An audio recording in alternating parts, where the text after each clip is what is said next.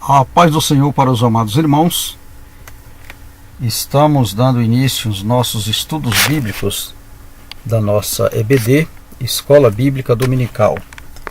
Nós estamos nesse trimestre estudando sobre parábola.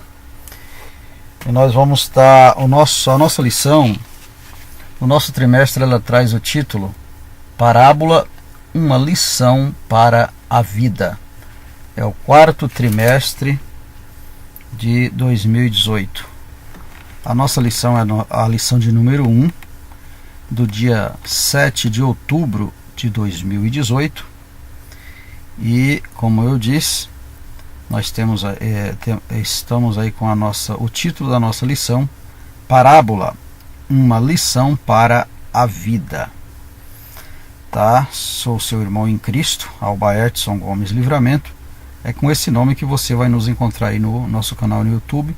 E eu peço a sua colaboração e inscreva no nosso canal, divulgue esse nosso trabalho,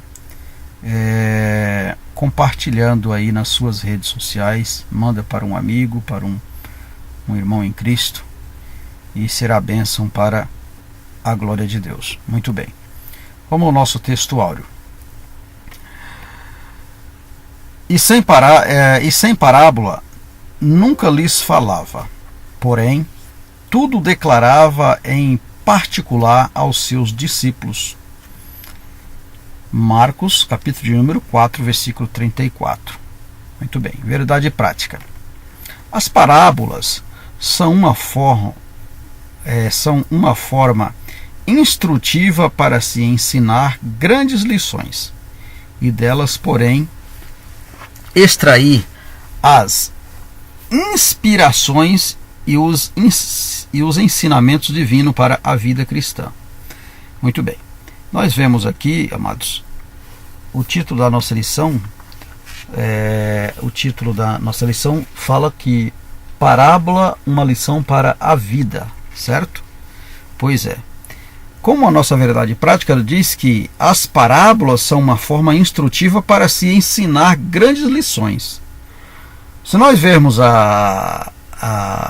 os ensinamentos do nosso Senhor Jesus Cristo, nós vemos que ele ensinava muitos por parábola. Ele sempre estava direcionando os seus ensinamentos através de parábolas para ilustrar ou ensinar alguma coisa para alguém. Muito mais ainda para aqueles que colocavam ele à prova, né? Isso acontecia muito com os fariseus e com aqueles que estavam, os senhores, né? Os que eram considerados os sacerdotes, os senhores da lei, né? Aqueles que queriam sempre estar buscando uma falha no Senhor Jesus. E ele, com seus ensinamentos, ele trazia essas em formas de parábola, em forma de ilustrações instrutivas, para mostrar um ensinamento ou uma grande lição para aqueles que buscavam encontrar nele alguma falha. Vamos estar nesta lição falando aqui sobre esses ensinamentos. Eu gostaria que você prestasse bastante atenção e, além disso, nós vamos estar falando algumas referências bíblicas e você pode estar conferindo aí na sua leitura diária aí na Bíblia Sagrada. Muito bem. A nossa leitura bíblica em classe se encontra no livro de Mateus, no capítulo de número 13, versículo 10 ao 17. Também não estarei lendo para ganharmos tempo. Eu acredito que você já tenha lido. Se isso não aconteceu ainda, dá uma pausa no seu vídeo, pegue a sua Bíblia Sagrada, pegue a sua revista da Escola Bíblica Dominical de Adultos e faça essa leitura, porque é de bastante proveito para o entendimento da nossa videoaula. Muito bem. Nós temos aqui 3 objetivos específicos que nós vamos distinguir a parábola de outra figura de linguagem. Nós vamos distinguir o que é parábola de outras figuras de linguagem que é encontrada principalmente na Bíblia Sagrada, tá certo?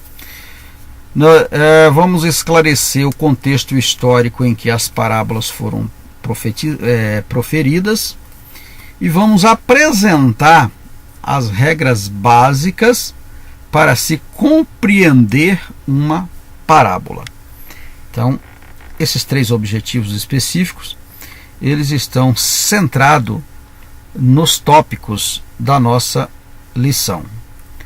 Tá certo? Na opinião do professor também, não vou ler, gostaria que você fizesse aí um estudo e tirasse aí a sua própria conclusão em relação ao que está falando em relação do nosso assunto, que é sobre parábolas. Eu gostaria apenas de deixar aqui um comentário, que o comentarista das lições deste trimestre, das nossas lições deste trimestre, do 4º trimestre, é o pastor Wagner Tadeu Santos Gabi. Ele é advogado, autor de várias obras e membro da Casa de Letras Emílio Conde e líder da Assembleia de Deus em Curitiba, tá certo? Então é um homem aí bastante que tem aí uma bagagem, bastante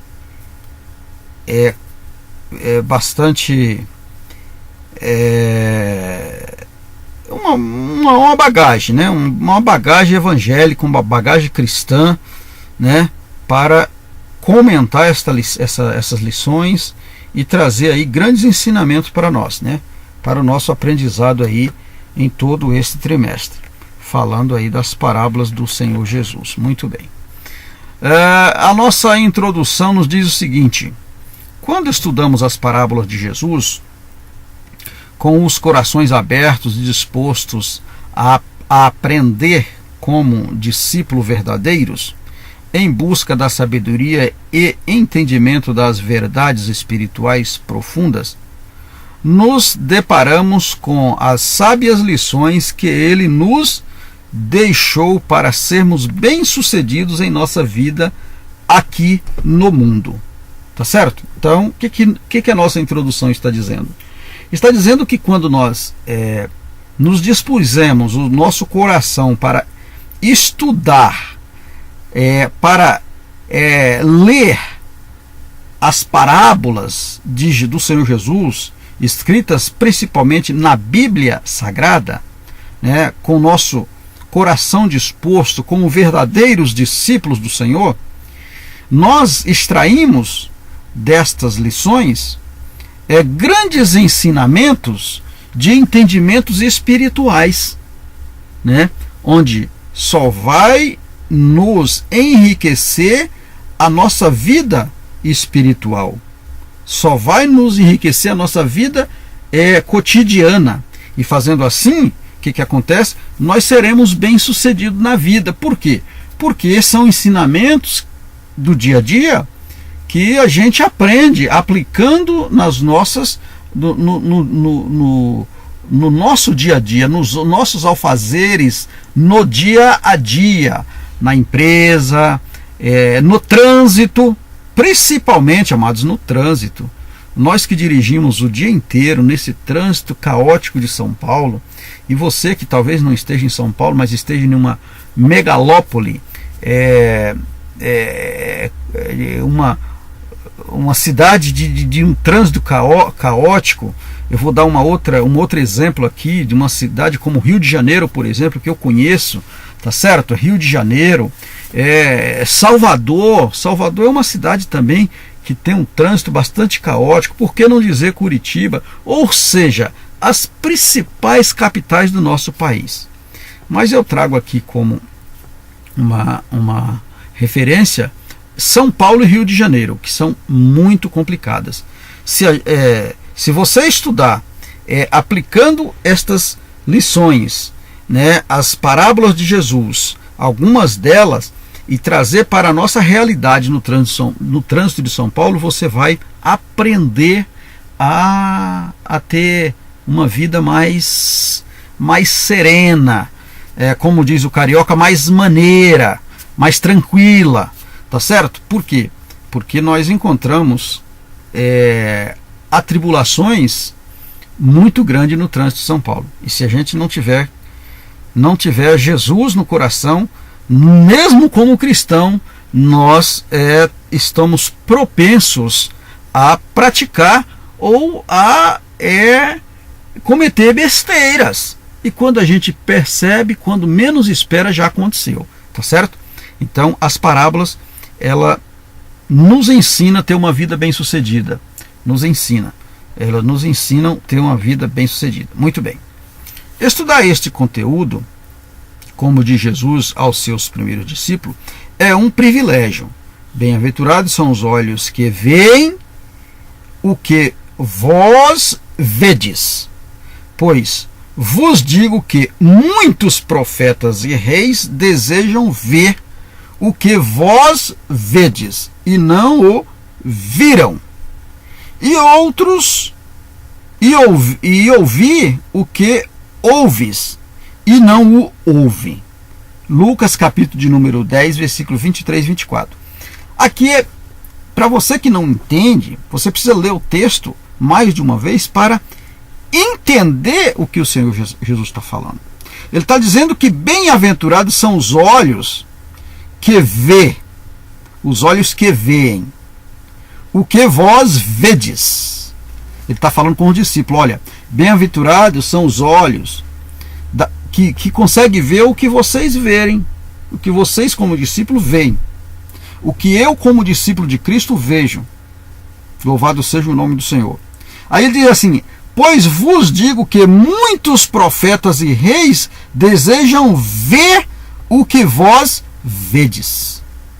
Tá certo? O que é isso? É o que eu acabei de falar no trânsito. O trânsito foi um pequeno exemplo, né? Podemos dar qualquer outro exemplo. Muitos às vezes são considerados reis, profetas, né, pastores, discípulos, mas não são vigilantes. E aí está enquadrado aqui nessa introdução. Pois vós digo que muitos profetas e reis desejam ver o que vós, discípulos de verdade, vedes. Tá certo? Então, quando nós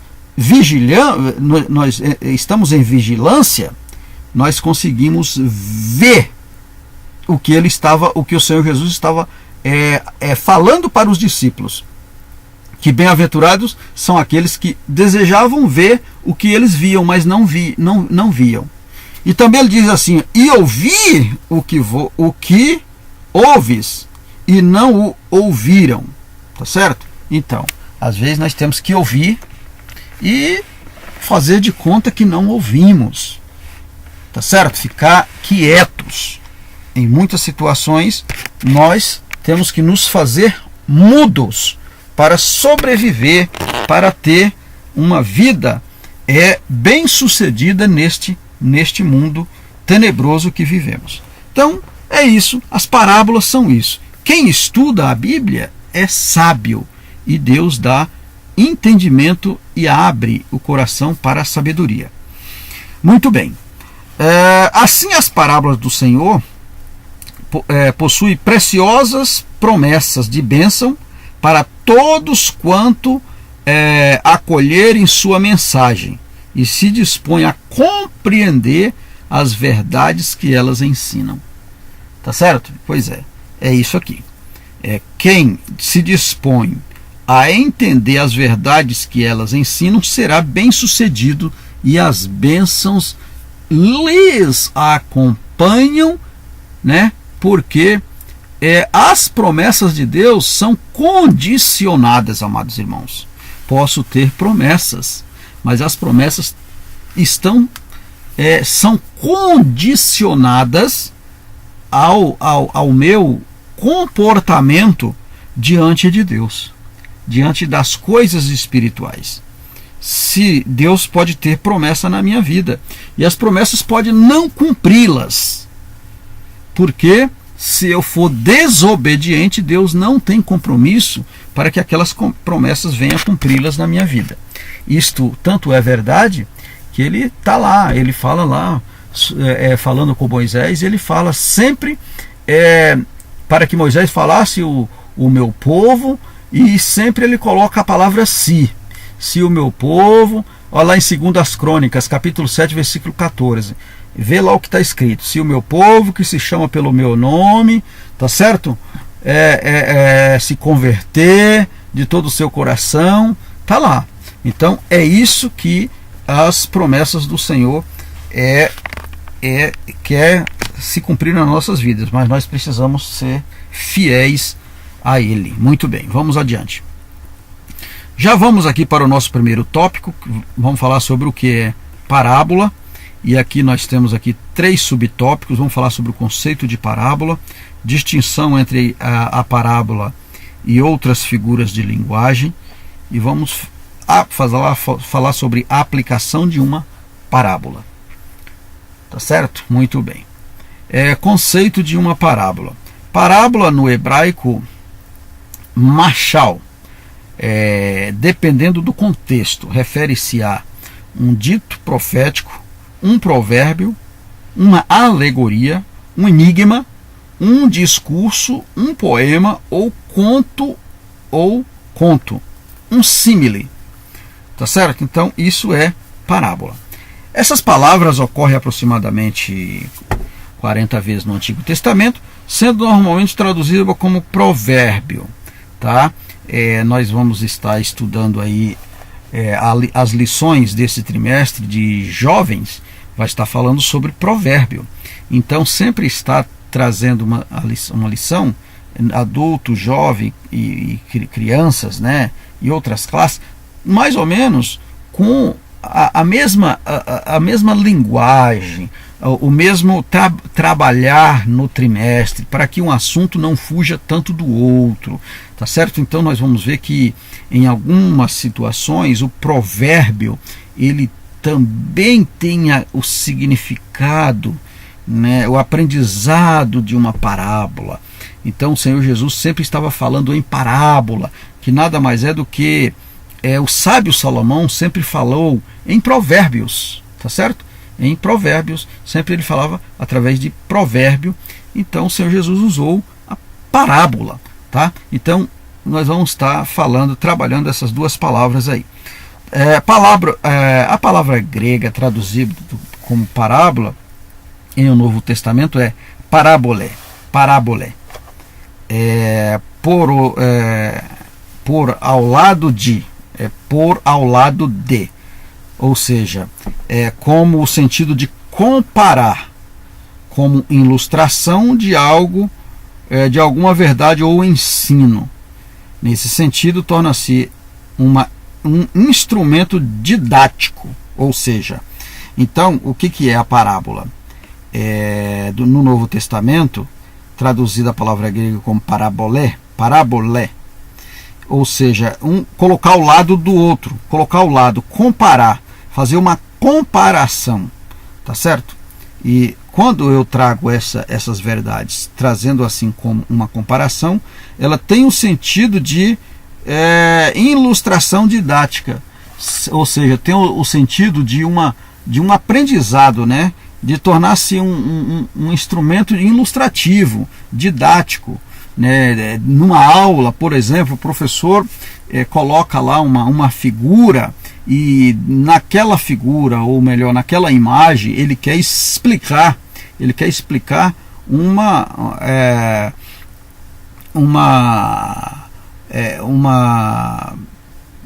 sei lá,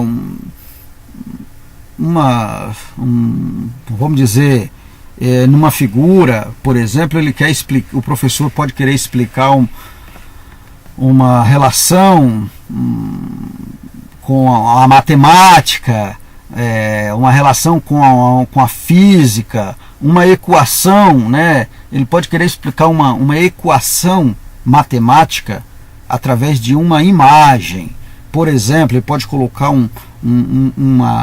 fazer uma ilustração de um conjunto unitário e colocar o número de um lado, o número 1, e um conjunto com um elemento, e aí ele pode explicar que isso é igual àquilo, tá certo? Então, se torna, quando essa comparação ela traz uma instrução como um instrumento didático, ela traz aí essa verdade de explicar uma realidade que realmente existe, né?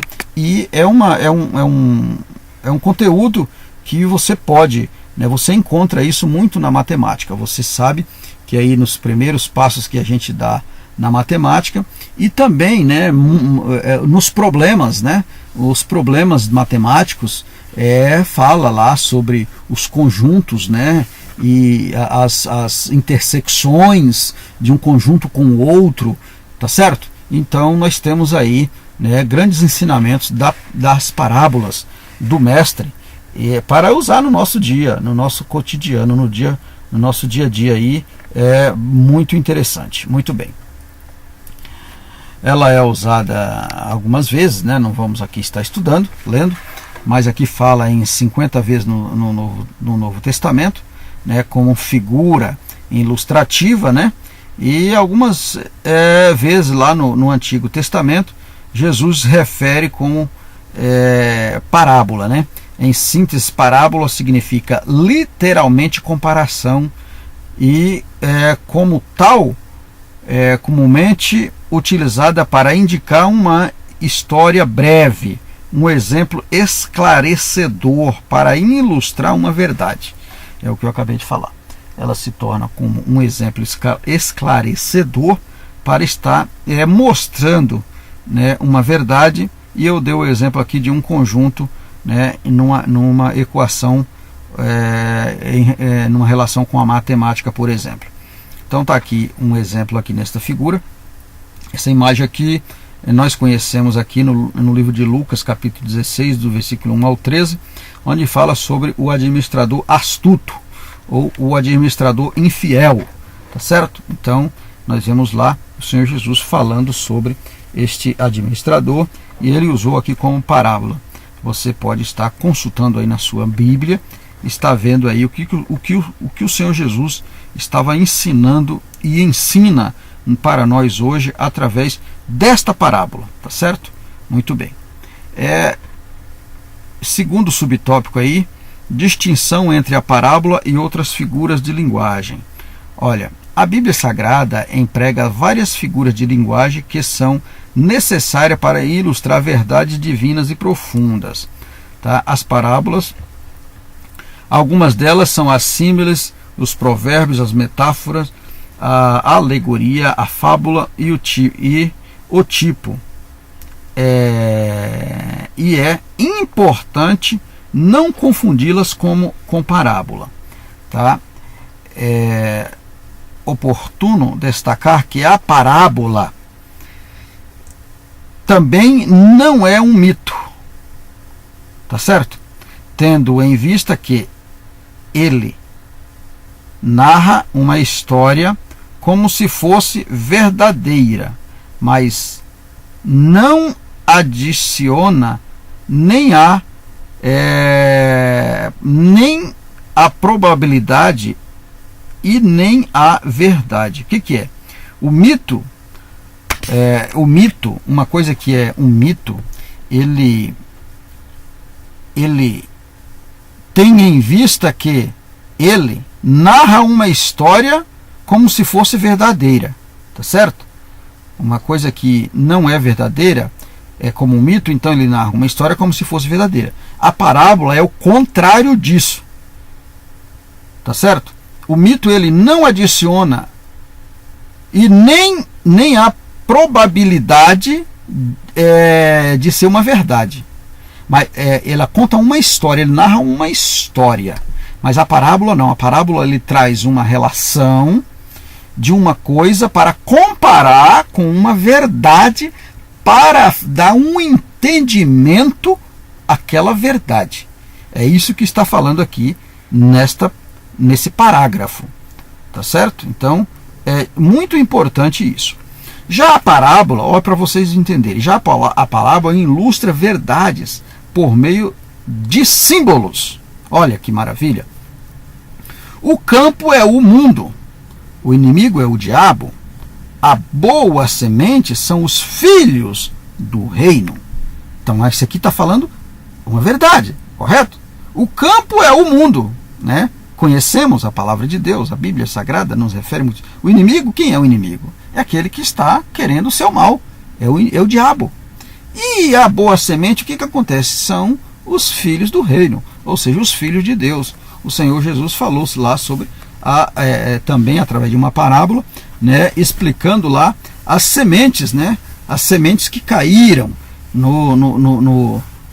que foram semeadas, né, e uma caiu em boa terra, outra caiu em pedregais, outra caiu em espinheiros, e depois ele explica lá sobre aquilo que aconteceu.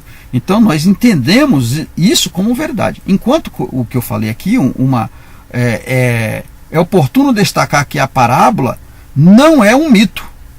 Olha, a parábola não é um mito. Por que o mito? Tendo em vista que ele narra uma história como se fosse verdadeira. Ele quem? O mito. Está lá em letra minúscula, tá certo? Ele. O mito, ele narra uma história como se fosse verdadeira. Mas não adiciona nem a probabilidade e nem a verdade. Ele não traz uma veracidade do que está sendo narrado. Enquanto que a parábola não. A parábola ela ilustra uma verdade por meio de símbolos. Ele usa um símbolo para estar mostrando uma verdade. Muito bem. Aplicação de uma parábola. Ao se dirigir aos discípulos e aos fariseus, seus adversários, Jesus adotou o método de ensinar por parábola com a finalidade de convencer eles e condenar estes, ou seja, convencer os discípulos e condenar no sentido essa condenação aqui no sentido deles caírem na realidade que aquilo que eles estavam falando ou pensando a respeito do mestre não passava de um entendimento rude, tá certo? Não passava de um entendimento carnal, de um entendimento que era puro do mundo, puro da terra. Mas aos discípulos que era sábio em entendimento, porque estavam buscando ali sempre com o mestre, no sentido que ele explicava para os discípulos, eles se convenciam daqueles ensinamentos, tá? Muito bem. Em Mateus, no capítulo 3, versículo 10, os discípulos perguntaram a Jesus o porquê de ele falar por parábola. Olha o que ele respondeu. Jesus usava este método em razão da diversidade de caráter, de nível espiritual e de percepção moral de seus ouvintes. Ou seja, as pessoas que o ouviam, e além dos discípulos, e a maioria, os escribas e fariseus, eles tinham um caráter e um nível espiritual e moral muito desvirtuado da vida real que o Senhor Jesus vivia. Por quê? Porque ele era Deus, tá? 100% homem, 100% Deus. Então, ele como Deus conhecia o que os fariseus e o que os saduceus, o que os escribas falavam a respeito dele, porque eles eram contrário ao mestre, e aquele que é contrário é adversário, correto?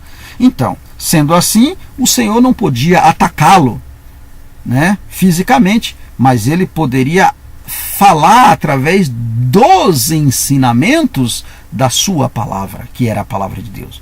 E através dessas palavras, ele acabava afligindo eles no centro do coração. Quer ver um exemplo? Um exemplo foi quando ele diz assim, olha, quando eles exigiam, e ele diz assim, olha, vocês exigem o que vocês mesmos não podem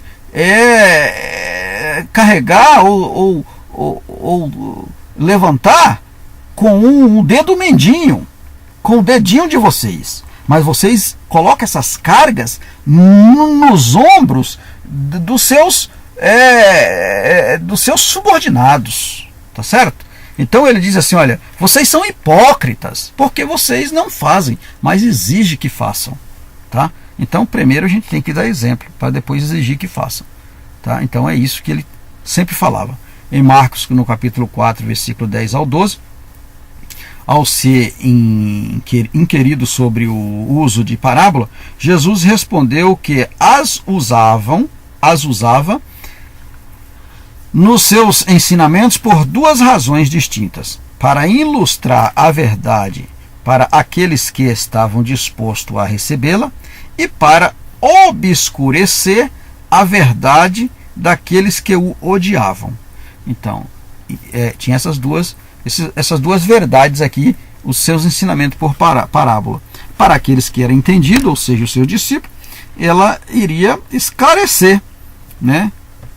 Ela acabava esclarecendo, porque eles estavam dispostos a recebê-la, dispostos a ouvi-la.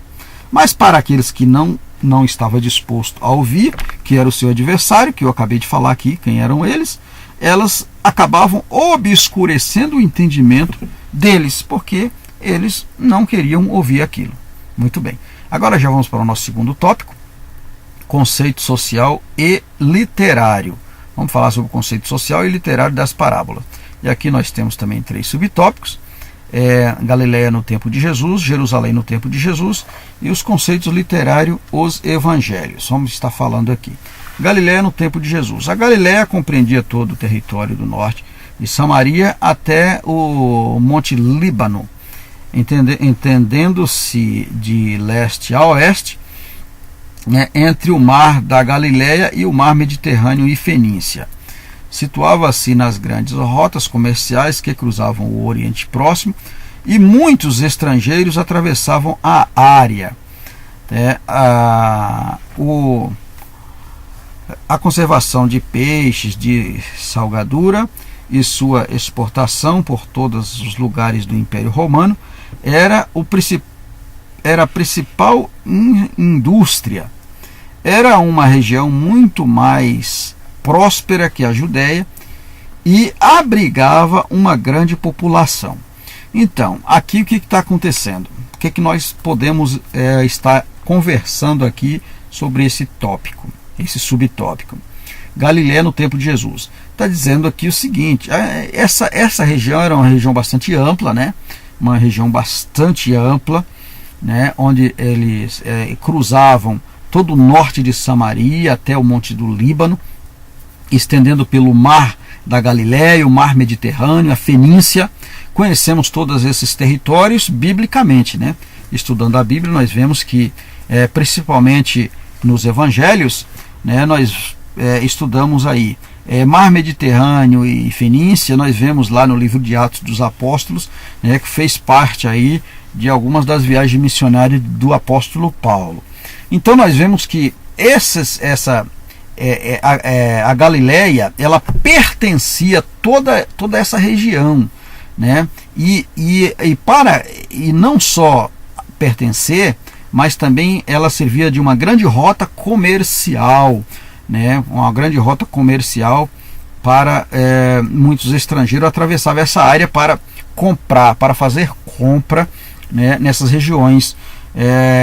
Eles conservavam lá, tinham fábricas, né? Indústrias de peixes, né? Salgados, né? Também, isso aí eles tinham também, exportavam para os lugares do Império Romano. Então essa era, né? E o Senhor Jesus trabalhava, né? Provavelmente, amados, com toda essa gente, né? Dessas pessoas, desse povo que vinham desses lugares para comercializar, para comprar ou vender, né? todos esses lugares, e o Senhor ele trazia, né, os ensinamentos, e durante o seu ministério falando para essa gente também dessas nações, né, desses estrangeiros, né, não só para os escribas e fariseus, mas também para essas pessoas que vinham de longe, né?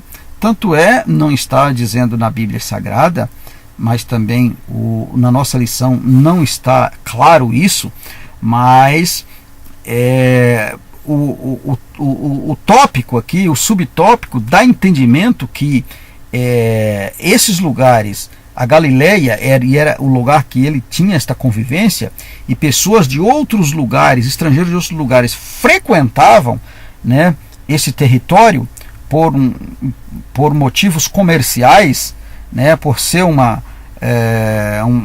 grande lugar, né, de comércio, onde abrigava grande população. O Senhor Jesus falava para essa população, tá certo? Falava para essa população. Importante para a região era o Mar da Galileia, uma extensão, lago de água doce, localizado no norte da Palestina, também conhecido como Mar de Tiberíades ou Lago de Genezaré. Tá? Então nós conhecemos aí biblicamente esses lugares aí. Esse lago ficava a 46 quilômetros do norte de Jerusalém, né? Então, ou seja, 96 quilômetros ao norte de Jerusalém. Era uma região, não era tão longe assim, né? Mas eram territórios na qual o Senhor fazia a obra missionária, a obra do reino. Ele pregava nesses lugares, fazendo a obra do reino, e ao mesmo tempo pessoas de outros países, de outras localidades, estrangeiros, frequentavam essas regiões por motivos comerciais, tá certo?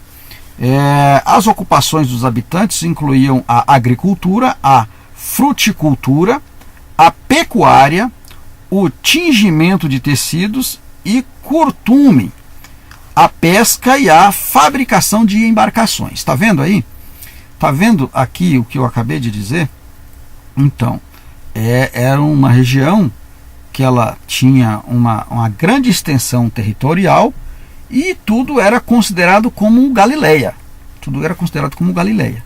E nós sabemos que a Galileia era o território na qual o Senhor fazia a obra, e ele confrontava com essas pessoas, essas ocupações desses habitantes que às vezes vinham, né, essas pessoas que também vinham para comercializar, e as pessoas que estavam ali, né, como base de cultura, né, a agricultura, fruticultura, a pecuária, tá certo? Tingimento de tecido. Então o Senhor confrontava com todas essas gente aí. Muito bem. Vamos adiante. Na Galiléia, Jesus reforçou seu ensinamento com parábolas memoráveis, ilustrando o amor de Deus pelos pecadores e necessidade de confiança na misericórdia de Deus. O amor que devemos ter uns aos outros, a maneira com a palavra de Deus vem o reino de Deus crescer. Como a palavra de Deus vem e o reino de Deus cresce. A responsabilidade de o discípulo desenvolver seu dom e o julgamento daquele que rejeita o evangelho. Então ele falava para todo esse povo, mostrando a este povo que eu acabei de falar, que vinha de outras províncias, outros que eram estrangeiros, e aqueles que eram empresários, digamos assim, da região, que trabalhavam com pecuárias, agriculturas e outros comércios. Então ele falava para essas pessoas, né, que era necessário um arrependimento, e ele instruía essas pessoas a prática do amor, né, e a prática de afastar-se do pecado, a necessidade de ter confiança na misericórdia de Deus. Tá? Então esse é o papel do discípulo, né? Este é o papel do missionário. E o Senhor Jesus, como um grande missionário, né, da época não poderia deixar de falar do reino para estas pessoas, mostrando a eles, né, o desenvolvimento de seus dons, né, e o julgamento daqueles que rejeitam o evangelho. Então, esse é uma das coisas que nós, como servos de Deus, evangelistas, né, desta obra, não devemos deixar de falar, mostrar, né, para as pessoas, e mostrar também o julgamento daqueles que rejeitam. Agora, né, se a pessoa vai crer, aí já não é mais com a gente, mas nós temos que falar, assim como o mestre falou. Muito bem. Jerusalém nos tempos de Jesus. Jerusalém é uma das mais antigas cidades do mundo e a mais sagrada cidade da Palestina, e tem existido como cidade e como capital, além do lugar sagrado, há mais de 3.000 anos. Então Jerusalém, ela tem aí, né, há mais de 3.000 anos.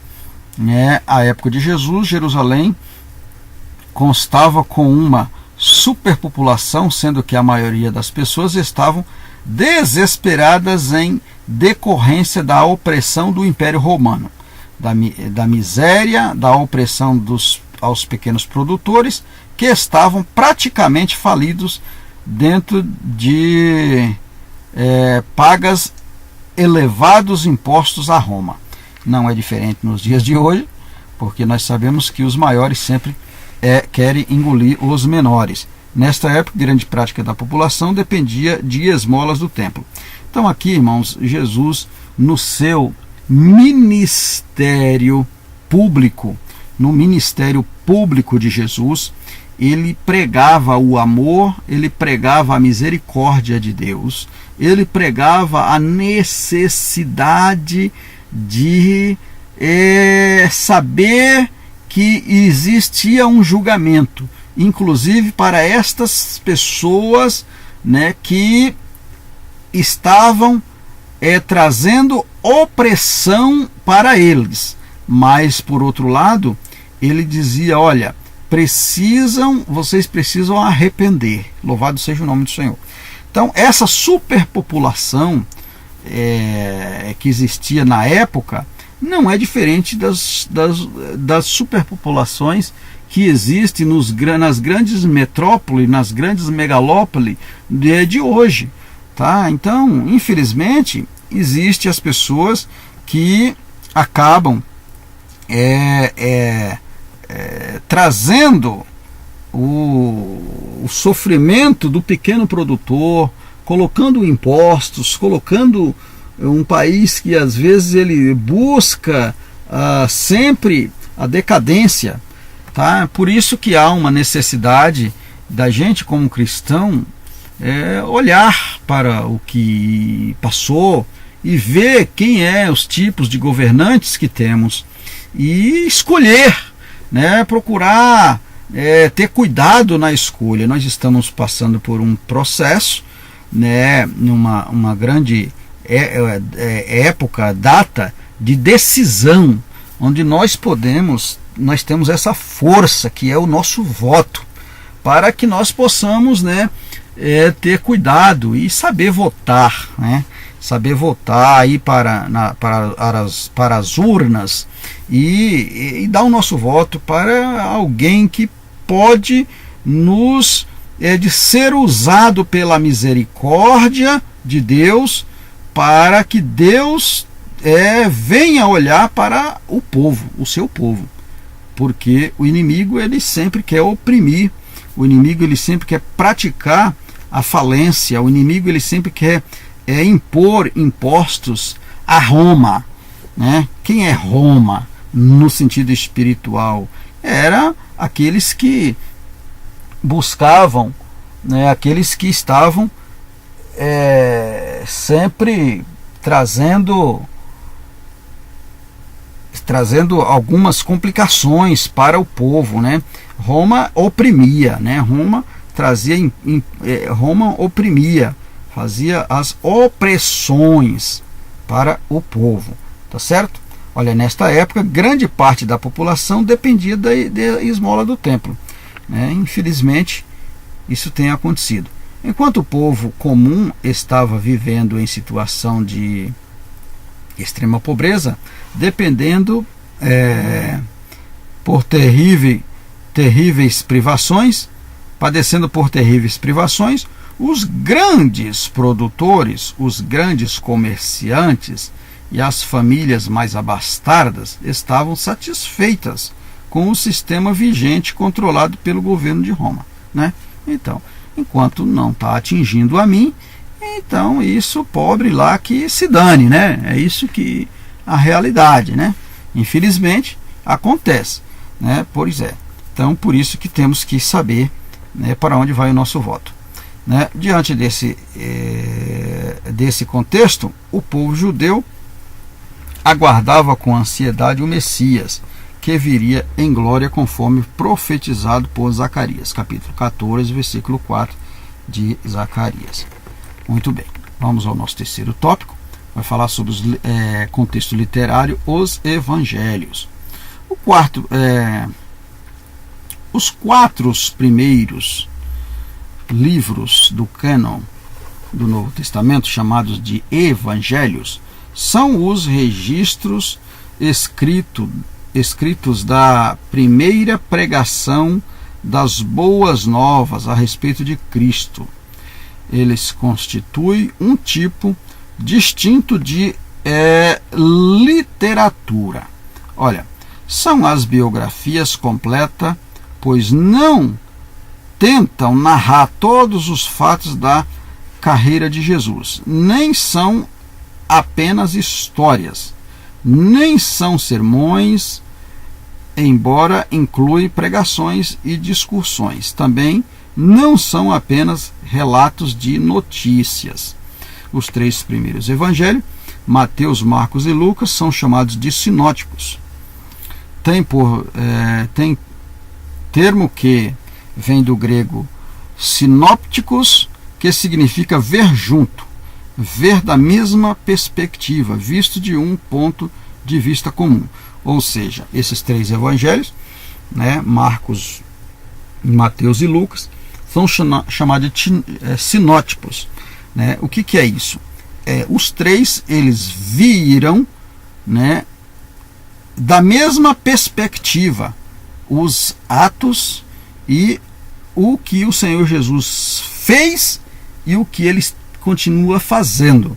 Então, eles viram, visto em ponto de vista comum. Então eles tinham a mesma visão, a mesma perspectiva. Por isso, os nomes sinótipos.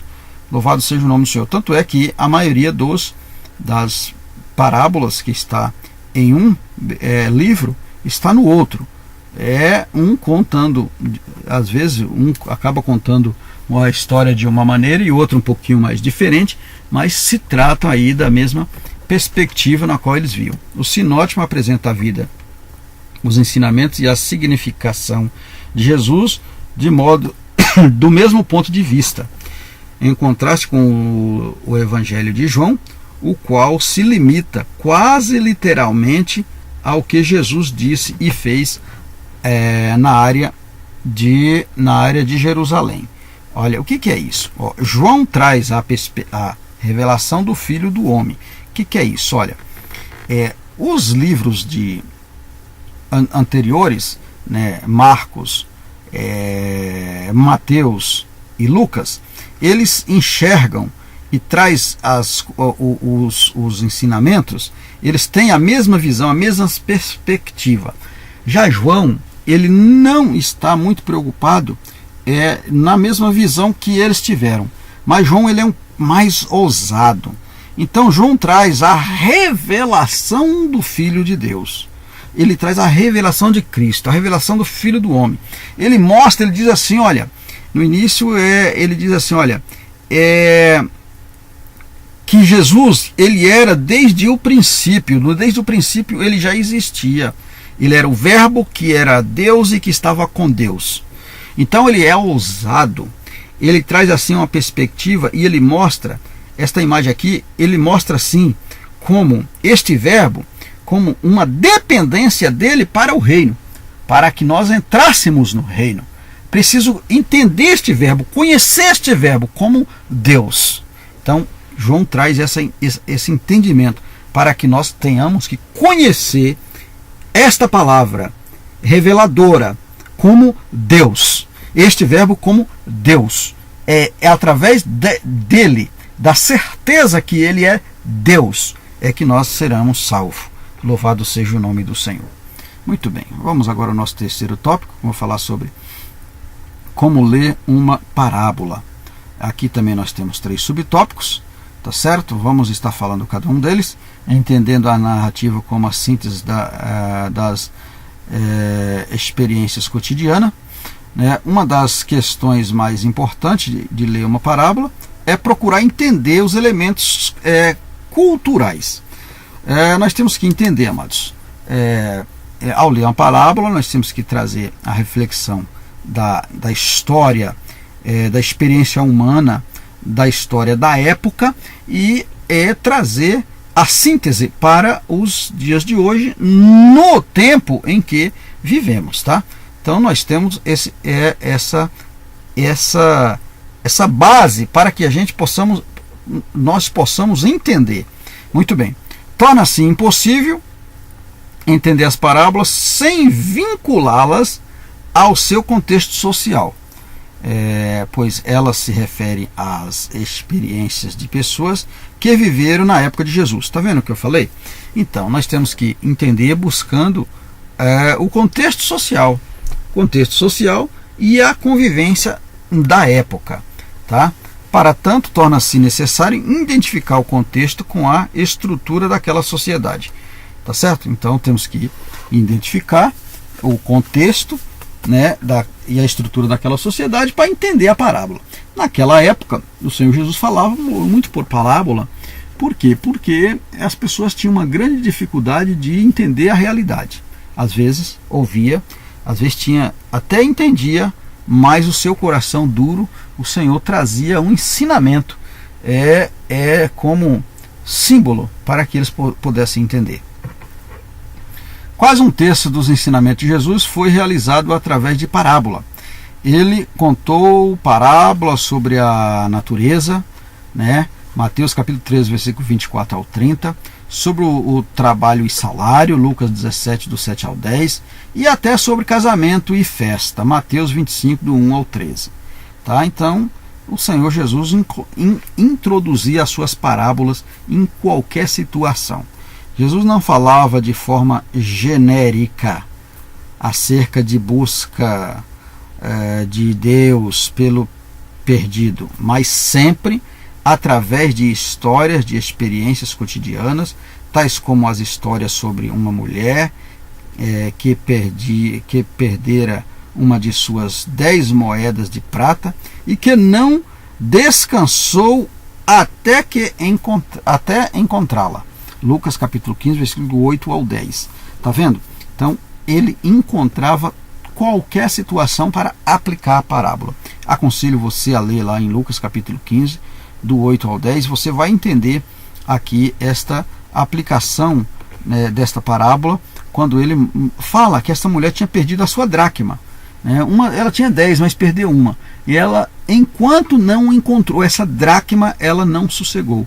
E quando ela encontrou, ela reuniu a família, reuniu as vizinhas, as suas amigas, e com grande alegria para declarar que ela tinha encontrado a sua dracma que ela tinha perdido. Muito bem.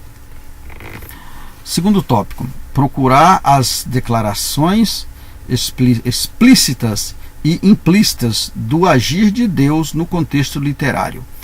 Tendo as parábolas o objetivo de transmitir uma mensagem, e no caso específico, tal comunicação procede de Deus, é imprecioso que o leitor procure nos declarar explícitas e implícita o agir de Deus em tal contexto literário. Tá certo? Somente após esse exercício é possível pensar na explicação da parábola. Ou seja, Mateus capítulo 15, versículo 15 a 16, ou seja, para que nós possamos entender e transmitir o ensinamento de uma parábola, nós temos que, né, entender no sentido, como leitor, procurar uma declaração explícita, ou seja, a mais clara possível da realidade daquela situação, né, para que nós possamos, para que venhamos entender. Terceiro subtópico, identificar a explicação prática da parábola, uma vez que a maneira predileta de Jesus ensinar era através de parábolas, tais textos contêm lições profundas e de aplicação prática no campo da ética e da vida espiritual das pessoas. Ou seja, por meio de suas parábolas, Jesus levou os seus ouvintes à mensagem de salvação, conclamando-os a se arrepender e a crerem. Ou seja, através de ensinamentos como parábola, ele trazia o entendimento das pessoas ao ponto daquela pessoa que ouvia entendia. E entendendo, eles criam, né, naquilo que eles podiam entender, tá? Os crentes desafiavam-os a colocarem a fé em prática, exortando seus seguidores à vigilância. Quando seus discípulos tinham dificuldades para entender as parábolas, Jesus as interpretava, tá? Quando seus discípulos tinham dificuldade, ele interpretava. Muito bem, já chegamos agora à nossa conclusão e nós podemos concluir o seguinte: não há como perceber nem entrar no reino de Deus sem ter nascido de novo. João capítulo 3, versículo 3 a 8. Por isso a salvação da alma é parte integral das parábolas. Já vamos explicar. Você já nasceu?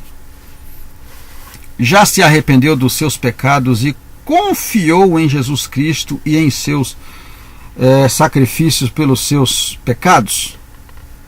Você conhece o rei deste reino? Seu coração já se prostra diante deste rei? Ou vive em rebeldia contra ele ainda? Os verdadeiros súditos reconhecem a sabedoria do rei e submete-se a ela. Muito bem. Essa conclusão, amados, olhando assim, se a gente não entendeu a lição, você não consegue entender o que a conclusão quer falar contigo. Por quê? Porque a conclusão ela está dizendo o seguinte, ela está vinculada. Não há como perceber nem entrar no reino de Deus se não for nascido de novo. Ele falou para Nicodemos, né? Jesus falou para Nicodemos. No João capítulo 3, versículo 3 a 8, vê lá.